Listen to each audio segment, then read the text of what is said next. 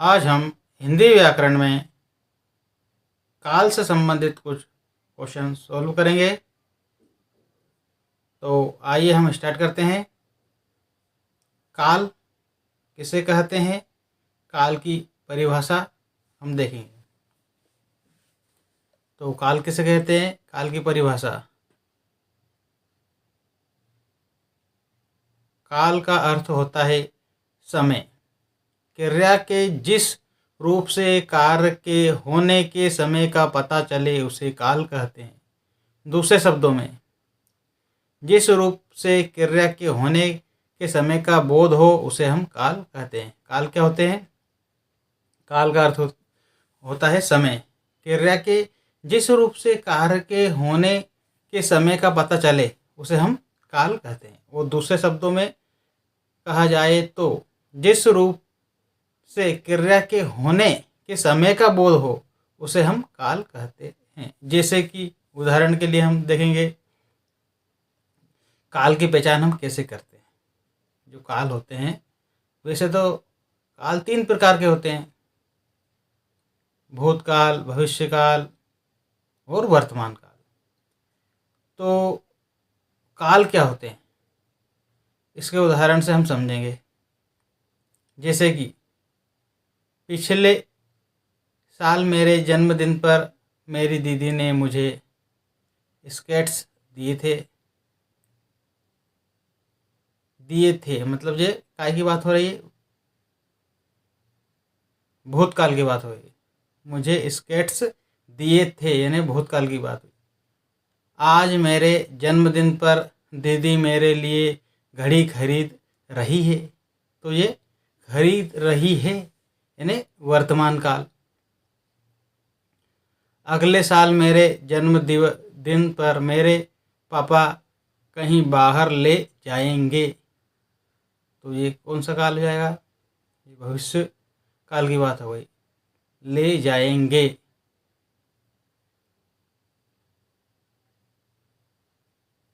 इस प्रकार से हम देखते हैं कि उपयुक्त वाक्यों में क्रियाएं अलग अलग समय में हो रही है।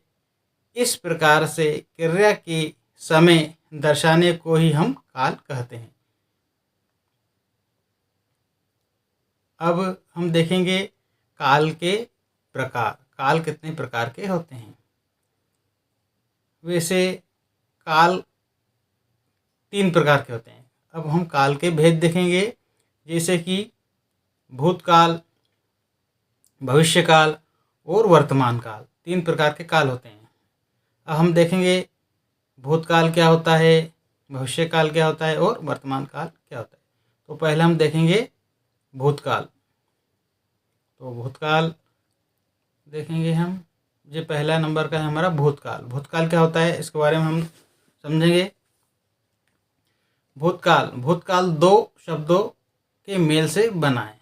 भूत प्लस काल, यानी भूत का अर्थ होता है बीत गया और काल को कहा जाता है समय, अर्थात जो समय बीत गया हो। तो भूतकाल 2 शब्द के मेल से बना है। भूत धन काल, यानी भूत का अर्थ होता है बीत गया और काल को कहा जाता है समय, अर्थात जो समय बीत गया हो।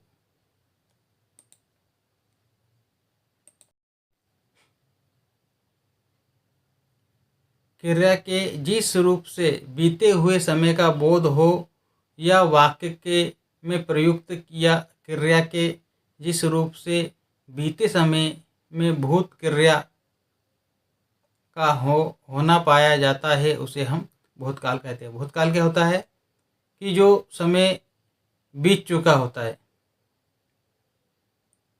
भूतकाल कहलाता है। दूसरे शब्दों में, जिस क्रिया से कार्य के समाप्त होने का पता चले उसे भूतकाल कहते हैं।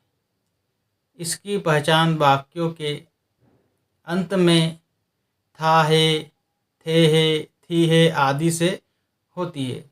जो हमारा भूतकाल जो होता है उसकी पहचान हम कैसे करेंगे? अंत में यदि था है, थे है, थी है आते हैं, आदि आते हैं, तो उसे हम भूतकाल कहते हैं। उदाहरण के लिए हम इसके भूतकाल के कुछ उदाहरण देखेंगे। तो आइए हम देखते हैं। पहला उदाहरण, रमेश पटना गया था। तो ये काय की बात हो रही है?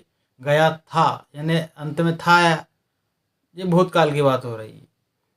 पहले में लखनऊ में पढ़ता था, ये भी भूतकाल की बात हो गई, क्योंकि पहले था या लास्ट में, अंत में क्या है? था, यानी पहले में लखनऊ में पढ़ता था।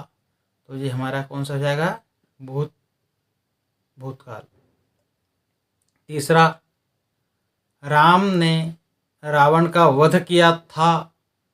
तो राम ने रावण का वध किया था, तो इसमें भी लास्ट में क्या रहा? था, यानी काय की बात हो रही है? भूतकाल की बात हो रही है। इसमें था, थे, थी ये आते हैं, तो वो हमारे क्या होते हैं? भूतकाल होते हैं। तो अब आइए हम दूसरे नंबर का काल देखते हैं, भविष्यकाल। भविष्यकाल क्या होते हैं? भविष्यकाल के बारे में देखेंगे। भविष्य में होने वाली क्रिया को भविष्यकाल की क्रिया कहते हैं। क्रिया के जिस रूप से क्रिया के आने वाले समय में पूरा होने का पता चले उसे भविष्यकाल कहते हैं। इससे आगे आने वाले समय का पता चलता है। जिन वाक्यों के अंत में यदि गा, गे, गी आदि आते हैं तो वे भविष्यकाल कहलाते हैं। अब भविष्यकाल क्या होते हैं? भविष्यकाल जैसे कि जो वाक्य है उसके अंत में गा है, गे है, गी है आदि आते हैं, वो भविष्यकाल कहलाते हैं। जैसे कि भविष्य में कोई घटना अभी घटी नहीं है, लेकिन भविष्य में कोई घटना घटने वाली है, तो उसे हम क्या कहेंगे? भविष्यकाल। यानी कि अंत में गा, गे, गी आदि आते हैं, तो वे भविष्यकाल कहलाते हैं। दूसरे शब्दों में, क्रिया के जिस रूप से काम का आने वाले समय में करना या होना प्रकट हो उसे भविष्यकाल कहते हैं। जैसे कि कोई कार्य है, वो हुआ नहीं, होना प्रकट हो, मतलब कि कोई कार्य होना प्रकट हो, मतलब कि क्रिया के जिस रूप से काम का आने वाले समय में करना या होना प्रकट हो उसे भविष्यकाल कहते हैं। जैसे उदाहरण के लिए हम उदाहरण देखेंगे, भविष्यकाल के कुछ उदाहरण हैं वो देखेंगे हम। मैं कल विद्यालय जाऊंगा। कल मैं विद्यालय जाऊंगा। दूसरा, खाना कुछ देर में बन जाएगा, यानी बना नहीं है, अभी कार्य हो नहीं, बन जाएगा।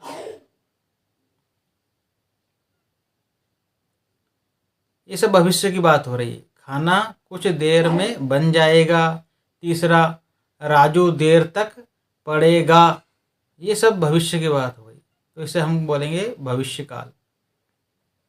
तीसरे नंबर का काल है हमारा वर्तमान काल। अब वर्तमान काल के बारे में हम समझेंगे।